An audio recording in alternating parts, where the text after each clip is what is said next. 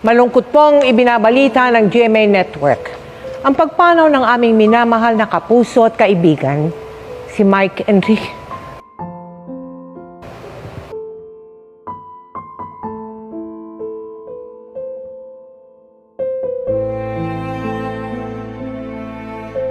Nagulantang ang social media sa balitang pagpanaw ng veteranong TV host, radio broadcaster, at news anchor ng 24 oras na si Mike Enriquez sa edad na 72. Nauna naming nabasa ang napakalungkot na balitang ito sa Facebook at Instagram.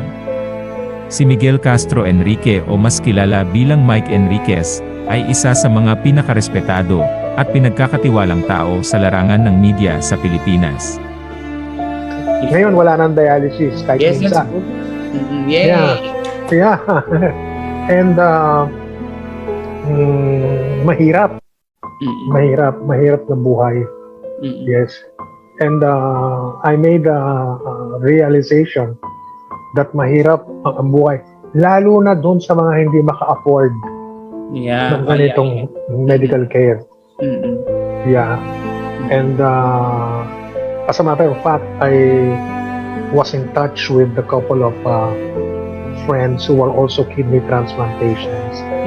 And they were thinking of organizing a group whose advocacy would be to make dialysis and kidney procedures affordable to Filipinos. Alam mo, Jerry, maraming Pilipino na walang kalaban-laban simply because wala silang pera. Matatandaang nag-file ng medical leave si Mike noong December 2021 upang sumailalim sa kidney transplant procedure. Matapos ng successful operation, 3 buwan siyang nag-isolate para maisawan ang mga infections at complications.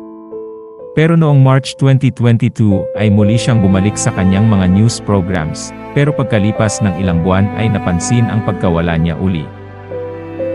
Samantala po, pumanaw na ang veteranong TV at radio broadcaster na si Mike Enriquez sa edad na 71 taong gulang. Kinumpirma ito ng GMA News na nagpaabuti ng pakikiramay sa pamilya po ni Mike. Si Mike Enriquez ay naging anchor at host ng 24 oras at investigador. Nakikiramay po ang TV Patrol at ABS-CBN sa pamilya ni Mike Enriquez. Nakita rin naman ang sunod-sunod na sad react comment ng ilang reporters at personalidad sa Kapuso Network sa naturang i-post ni Arnold. Hindi pa rin naglalabas ng official statement ang pamilya ni Mike Enriquez tungkol sa balitang pagpanaw umano. Ay, isa na namang malungkot na balita sa isang haligi ng pamahayag sa ating bansa. Condolence po sa lahat Nakikiramay po kami sa lahat ng mga pamilya kapuso, oo, especially mga ni kapuso. Mike Enriquez. Tagal-tagal di kami naging magkaibigan ni Mike. Lagi kami nagkakasabay sa sa mga live. Mga live. Sa Quiapo. Basta may malalaking live.